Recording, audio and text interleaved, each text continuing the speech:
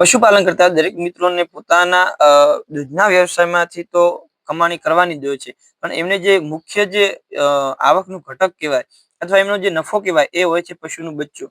પશુના બચ્ચાનો ઉછેર થાય જ્યારે પોતાના જ ફાર્મના પશુનું કોઈ બચ્ચું સારી રીતે સારો એનો વિકાસ થાય અને એ ગાય અથવા ભેંસ તરીકે તૈયાર થઈ અને દૂધ આપતું થાય ત્યારે પશુને એમાંથી મબલખ ઉત્પાદન મળે છે.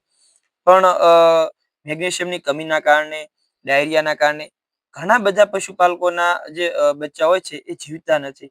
કોઈ કારણસર કોઈ સારી એવી ટ્રીટમેન્ટ રાખે ને પશુનું બચ્ચું જીવી જાય તો પણ એનું પેટ જે છે એ મોટું થઈ જાય છે અને ઘણા બધા પ્રશ્નો આવતા હોય છે અને સારી રીતે પશુના બચ્ચાનો વિકાસ નથી થતો. નમસ્કાર મિત્રો, મારું નામ છે જીગર દેસાઈ અને આપ સર્વેનું સ્વાગત છે આપણા YouTube channel Krishna dairy farm પર.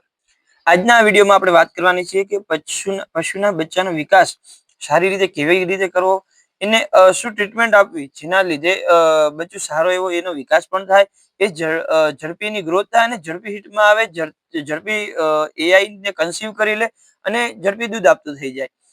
પશુના બચ્ચાને તમે સારી જો ટ્રીટમેન્ટ આપો તો એનો વિકાસ તો થાય જ છે, પણ કોઈના કોઈ નાના મોટા રોગોના કારણે એ અવરોધિત થઈ જાય છે. બજારમાં ઘણા બધા એવા પ્રોડક્ટ આવે છે જે દાવો કરતા હોય છે કે પશુને આવો વિકાસ થશે, કે આ આપવાથી પશુનો ગ્રોથ સારો થશે, બચ્ચાનો ગ્રોથ સારો થશે, પરંતુ જેટલું આપણે જોઈએ છીએ એટલું બધું સાચું હોતું નથી.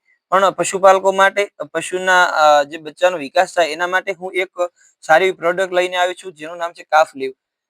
આ તમે જોઈ શકો છો, બાયોવેટની કાફ લીવ છે.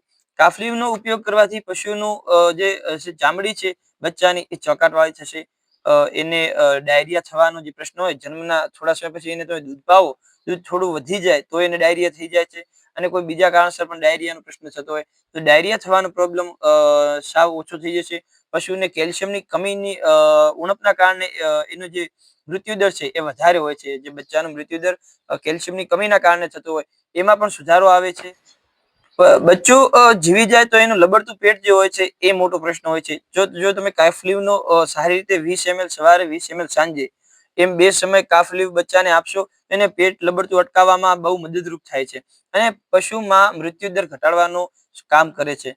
કાફ લીવમાં ઘણા બધા એવા ઘટકો છે જે પશુના વિકાસ માટે એના જન્મથી માંડીને એના એઆઈ સુધીમાં એઆઈ કરાવીએ ત્યાં સુધીમાં ઉપયોગી થાય એવા ઘટકો છે, જેનો રેગ્યુલર ઉપયોગથી પશુ બહુ ઝડપી હિટમાં આવે છે, એનો સારો એવો વિકાસ થાય છે અને જલ્દી કન્સીવ થાય છે. હું તમને જણાવી દઉં કે કાફ લીવમાં કયા કયા ઘટકો છે. તો કાફ લીવમાં phosphorus, calcium, microminerals, dextrose, B complex, liver extract, yeast extract, lactobacillus, સૂંઠ, મેલ, હરડે, vitamin A, E, B3, B12, B6 અને B1 પણ ઉમેરેલા હોય છે, જે પશુના સારા વિકાસ માટે બહુ મદદરૂપ હોય છે. જો તમે તમારા પશુનો ઘરે વિકાસ કરવા માંગતા હો, ઘરે તમારું બચ્ચું પાડું કે વાછરડું તમે ઘરે તૈયાર કરતા હો તો તમે કાફ લીવનો ઉપયોગ કરી શકો છો.